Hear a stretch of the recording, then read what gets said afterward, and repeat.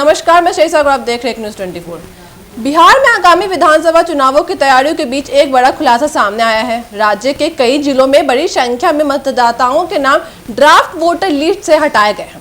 खासकर पटना और मधुबनी जैसे जिलों में नाम कटौती की संख्या सबसे अधिक बताई जा रही है।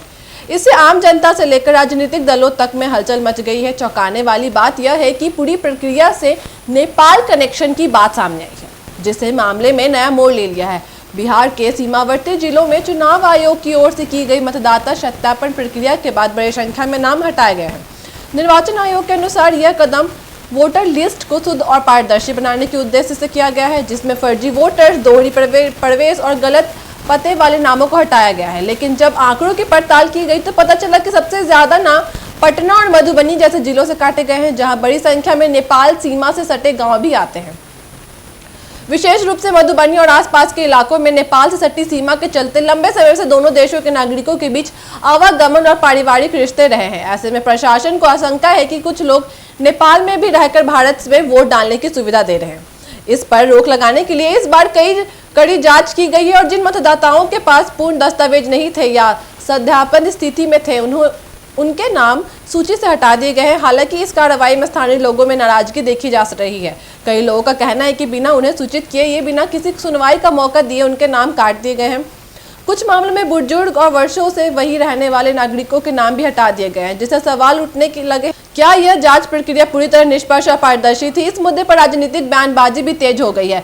विपक्ष ने सरकार और चुनाव आयोग पर निशाना साधते हुए कहा है कि यह साजिश के तहत किया गया सेलेक्टिव डिसीजन है, ताकि कुछ खास समुदायों और क्षेत्रों के मतदाताओं को वोट देने से रोका जा सके। राष्ट्रीय जनता दल, कांग्रेस और वाम दलों ने इस कार्रवाई को उच्च स्तरीय जांच की मांग की है। वहीं सत्ताधारी एनडीए गठबंधन के नेताओं का कहना है कि यह एक आवश्यक प्रक्रिया थी ताकि चुनाव निष्पक्ष और पारदर्शी तरीके से हो सके।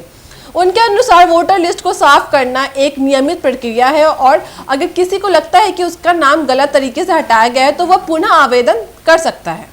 इस बीच राज्य निर्वाचन आयोग ने कहा है कि यह पूरी प्रक्रिया नियमों के तहत की गई है। आयोग के अनुसार नागरिकों को नाम हटाए जाने से पहले नोटिस भेजे गए थे और उनकी प्रतिक्रिया मांगी गई थी। आयोग ने यह भी स्पष्ट किया कि मतदाता पुनः पंजीकरण का नाम जोड़ने के लिए निर्धारित प्रक्रिया का पालन कर सकते हैं, जिसकी समय सीमा तय कर दी गई है।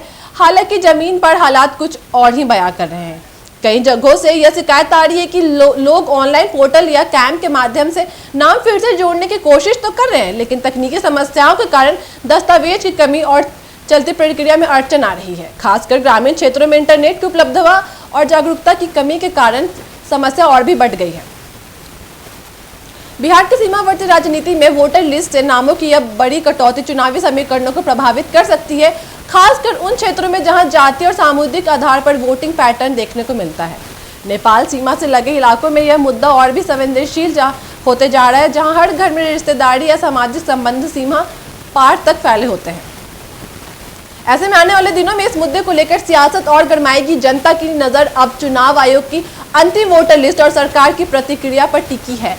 यदि यह प्रक्रिया पारदर्शिता और न्याय के सिद्धांतों पर खड़ा नहीं उतरती तो यह न केवल लोकतांत्रिक व्यवस्था पर सवाल खड़े करेगा, बल्कि आने वाले चुनावों में असंतोष को भी जन्म दे सकता है। आपकी क्या राय इस पर हमें कमेंट करके जरूर बताइएगा। ऐसी खबरों के लिए बने रहे न्यूज़ 24 के साथ। धन्यवाद।